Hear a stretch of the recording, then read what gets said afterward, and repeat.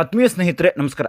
ಗೆಳೆಯರೆ, ರಾಜ್ಯ ಸರ್ಕಾರದಲ್ಲಿ ಏನೋ ಒಂದು ಬದಲಾವಣೆ ಆಗತ್ತೆ ಅನ್ನೋದು ಈ ವಿಶೇಷ ಅಧಿವೇಶನದಗಿಂತ ಮೊದಲು ಕೂಡ ಗೊತ್ತಾಗಿತ್ತು. ಆದರೆ ಈಗ ವಿಶೇಷ ಅಧಿವೇಶನದಲ್ಲಿ ಡಿ.ಕೆ. ಶಿವಕುಮಾರ್ ಅವರು ಆಡಿರುವಂತಹ ಮಾತುಗಳು ಮತ್ತು ವಿಶೇಷ ಅಧಿವೇಶನದ ಸಂದರ್ಭದಲ್ಲಿಯೇ ಡಿ.ಕೆ. ಶಿವಕುಮಾರ್ ಅವರು ತೋರಿಸಿರುವಂತಹ ಶಕ್ತಿ ಪ್ರದರ್ಶನದಿಂದ ರಾಜ್ಯ ಕಾಂಗ್ರೆಸ್ನಲ್ಲಿ ಅಲ್ಲೋಲ ಕಲ್ಲೋಲ ಸೃಷ್ಟಿಯಾಗಿದೆ. ಆನಂತರ ಬಜೆಟ್ ಅಧಿವೇಶನದ ನಂತರ ಸಿದ್ದರಾಮಯ್ಯ ಅವರು ತಮ್ಮ ಕುರ್ಚಿಯಿಂದ ಇಳಿಯೋದು ಕನ್ಫರ್ಮ್ ಅನ್ನುವಂತಹ ಮಾತುಗಳು ಕೂಡ ಕೇಳಿ ಬರ್ತಾ ಇದೆ.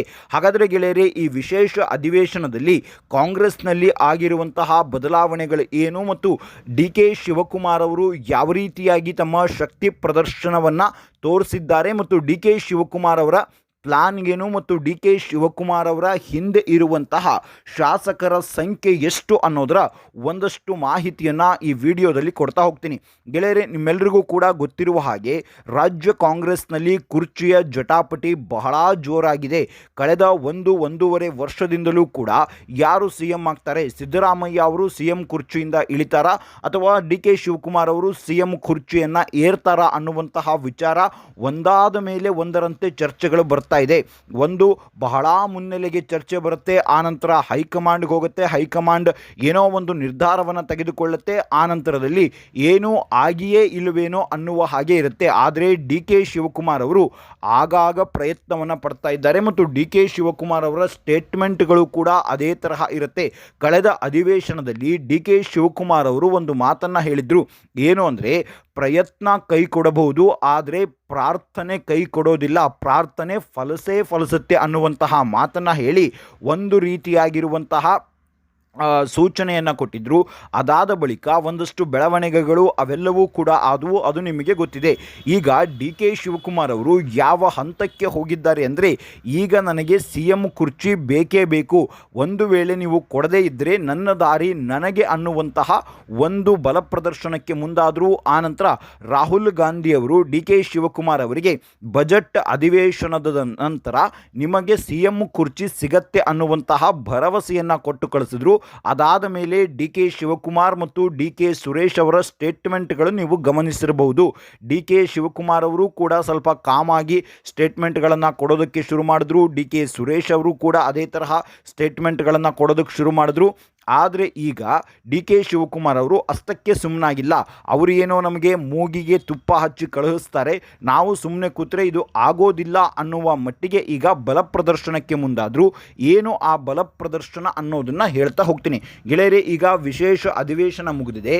ವಿಶೇಷ ಅಧಿವೇಶನ ಮುಗಿದ ಬೆನ್ನಲ್ಲೇ 60 ಜನ ಶಾಸಕರು ವಿದೇಶ ಪ್ರವಾಸಕ್ಕೆ ರೆಡಿಯಾಗಿದ್ದಾರೆ. ಅದು ಕೂಡ ಡಿ.ಕೆ. ಶಿವಕುಮಾರ್ ಅವರ ಮುಂದಾಳತ್ವದಲ್ಲಿ. ಅದು ಏನು ಅಂದರೆ, ಕದ್ದು ಮುಚ್ಚಿ ವಿದೇಶ ಪ್ರವಾಸಕ್ಕೆ ಹೋಗ್ತಾ ಇಲ್ಲ, ಸಭಾಧ್ಯಕ್ಷರ ಅನುಮತಿಯನ್ನು ಪಡೆದೇ ಅವರೆಲ್ಲರೂ ಕೂಡ ಹೋಗ್ತಾ ಇರೋದು. ಹೆಸರಿಗೆ ಮಾತ್ರ ಅಧ್ಯಯನ ಪ್ರವಾಸ ಅಂತ ಸ್ವಿಟ್ಜರ್ಲೆಂಡ್ ಮತ್ತು ಆಸ್ಟ್ರೇಲಿಯಾಗೆ ಹೋಗ್ತಾ ಇದ್ದಾರೆ 60 ಜನ ಶಾಸಕರು.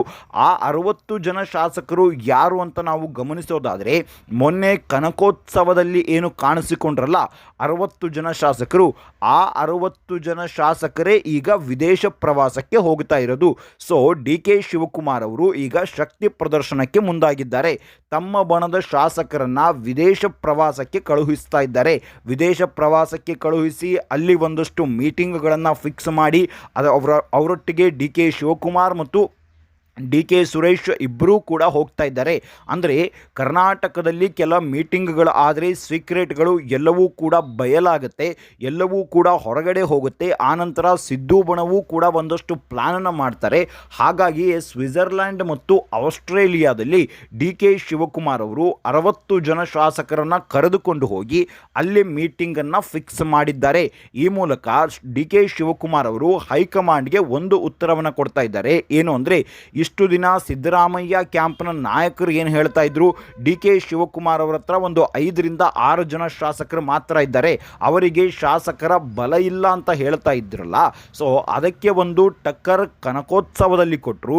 ಈಗ ಕನಕೋತ್ಸವದ ನಂತರ ನನಗೂ ಕೂಡ 60 ಜನ ಶಾಸಕರ ಬೆಂಬಲ ಇದೆ ಅನ್ನುವಂತಹ ಬಲ ಪ್ರದರ್ಶನವನ್ನು ಮಾಡಿದ್ರು. ಈಗ ಆ ಬಲ ಪ್ರದರ್ಶನದ ಮುಂದಿನ ಹಂತದ ಯೋಜನೆ, ಆಪರೇಷನ್ ಅದೆಲ್ಲವನ್ನು ಮಾಡೋದಕ್ಕೆ ಡಿ.ಕೆ. ಶಿವಕುಮಾರ್ ಮುಂದಾಗಿದ್ದಾರೆ.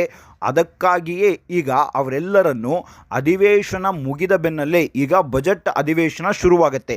ಮಾರ್ಚ್ ಮೊದಲ ವಾರದಲ್ಲಿ ಬಜೆಟ್ ಅಧಿವೇಶನ ಶುರುವಾಗುತ್ತೆ. ಬಜೆಟ್ ಅಧಿವೇಶನದ ಒಳಗಾಗಿ ನನಗೆ ಅಂತಿಮ ತೀರ್ಮಾನವನ್ನು ಬರಬೇಕು, ಅಂತಿಮ ತೀರ್ಮಾನವನ್ನು ನೀವು ಹೇಳಬೇಕು ಅಂತ ಡಿ ಕೆ ಶಿವಕುಮಾರ್ ಅವರು ರಾಹುಲ್ ಗಾಂಧಿ ಅವರ ಮುಂದೆ ಹೇಳಿದ್ದು ನಿಮಗೆ ನೆನಪಿರಬಹುದು.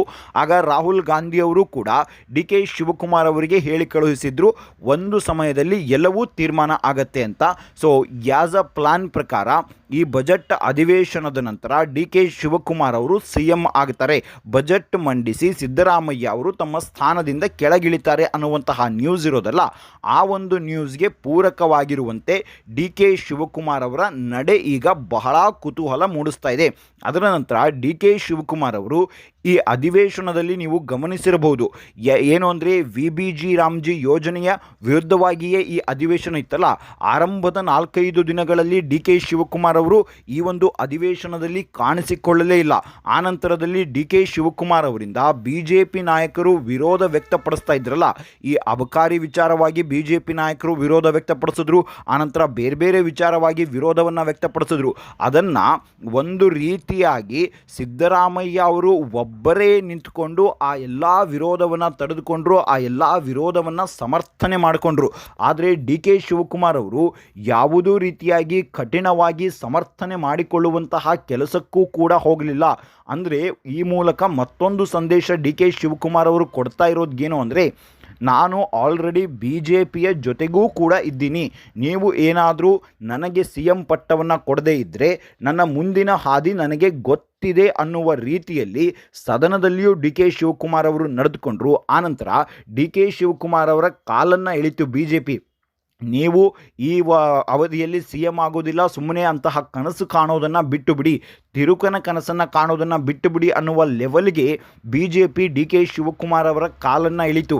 ಆಗ ಡಿ ಕೆ ಶಿವಕುಮಾರ್ ಅವರು ಉತ್ತರ ಏನಿತ್ತು ಅಂದರೆ, ಅವರು ಕೊಟ್ಟಂತಹ ನೇರ ಉತ್ತರ, ಧೈರ್ಯ ಇದ್ದರೆ ಸಂಖ್ಯಾಬಲ ಏನೋ ಅದೆಲ್ಲವನ್ನು ನಾವು ಪಡೆದುಕೊಳ್ಳಬಹುದು, ಧೈರ್ಯ ಹೊಂದಿದ್ದರೆ ಸಾಕು ಅನ್ನುವಂತಹ ಮಾತನ್ನು ಸಿದ್ದರಾಮಯ್ಯ ಅವರ ಮುಂದೆನೇ ಡಿ ಕೆ ಶಿವಕುಮಾರ್ ಅವರು ಹೇಳಿದ್ರು.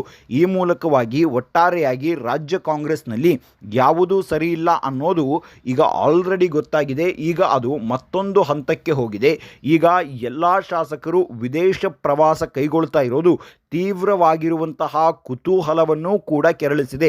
ನೀವು ಇತ್ತೀಚೆಗೆ ಡಿ ಕೆ ಶಿವಕುಮಾರ್ ಮತ್ತು ಡಿ ಕೆ ಸುರೇಶ್ ಅವರ ಪೋಸ್ಟ್ ನೋಡಬಹುದು.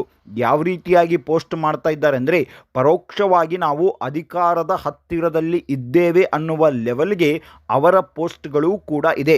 ಒಟ್ಟಾರೆಯಾಗಿ ರಾಜ್ಯ ರಾಜಕಾರಣದಲ್ಲಿ ಬಜೆಟ್ ಅಧಿವೇಶನದ ನಂತರ ದೊಡ್ಡ ಸಂಚಲನವನ್ನು ಉಂಟು ಮಾಡೋದಂತೂ ಕನ್ಫರ್ಮ್ ಅಂತ ಈ ಎಲ್ಲ ಬೆಳವಣಿಗೆಗಳು ಹೇಳ್ತಾ ಇದ್ದಾವೆ. ರಾಜ್ಯ ರಾಜಕಾರಣದಲ್ಲಿ ಅಥವಾ ಯಾವುದೇ ರಾಜಕಾರಣದಲ್ಲಾಗಿರ್ಬೋದು, ಏನೂ ಒಂದು ಆಗದೆ ಅಂದರೆ ಬೆಂಕಿ ಇಲ್ಲದೆ ಹೊಗೆ ಆಡೋದಿಲ್ಲ ಅಂತಾರಲ್ಲ, ಆ ರೀತಿಯಾಗಿ ಯಾವುದೇ ಡೆವಲಪ್ಮೆಂಟ್ಗಳು ಆಗದೆ ನಾಯಕರಿಂದ ಈ ರೀತಿಯಾಗಿರುವಂತಹ ಸ್ಟೇಟ್ಮೆಂಟ್ಗಳು ಬರೋದಿಲ್ಲ. ಡಿ ಕೆ ಶಿವಕುಮಾರ್ ಅವರಿಗೆ ಅಭಯ ಸಿಕ್ಕಿದೆ. ಸಿದ್ದರಾಮಯ್ಯ ಅವರಿಗೆ ಈಗ ಆಲ್ರೆಡಿ ನೋಟಿಸ್ ಬಂದಿದೆ, ಬಜೆಟ್ ಮಂಡಿಸಿ ನೀವು ಕೆಳಗಡೆ ಇಳಿಬೇಕು ಅನ್ನುವಂತಹ ನೋಟಿಸ್ ಕೂಡ ಬಂದಿದೆ ಅನ್ನೋದು ರಾಜ್ಯ ಕಾಂಗ್ರೆಸ್ನಿಂದ ಕೇಳಿ ಬರ್ತಾ ಇರುವಂತಹ ವಿಚಾರ. ಈಗ ಅದಕ್ಕೆ ಪುಷ್ಟಿ ನೀಡುವ ಹಾಗೆ 60 ಜನ ಶಾಸಕರು ವಿದೇಶ ಪ್ರವಾಸವನ್ನು ಅಧಿವೇಶನ ಮುಗಿತಾ ಇದ್ದ ಹಾಗೆ, ಅಂದರೆ ಈ ಒಂದು ವಿಶೇಷ ಅಧಿವೇಶನ ಮುಗಿತಾ ಇದ್ದ ಹಾಗೆ ಕೈಗೊಳ್ತಾ ಇರೋದು ಬಹಳ ದೊಡ್ಡ ಸಂಚಲನವನ್ನು ಉಂಟು ಮಾಡ್ತಾ ಇದೆ. ನಿಮ್ಮ ಅನಿಸಿಕೆ ಅಭಿಪ್ರಾಯಗಳನ್ನು ಕಮೆಂಟ್ ಮೂಲಕ ತಿಳಿಸಿ. ಮುಂದಿನ ವಿಡಿಯೋದಲ್ಲಿ ಮತ್ತಷ್ಟು ಮಾಹಿತಿಯ ಜೊತೆಗೆ ಬರ್ತೀನಿ. ಅಲ್ಲಿವರೆಗೂ ಜೈ ಹಿಂದ್, ಜೈ ಕರ್ನಾಟಕ.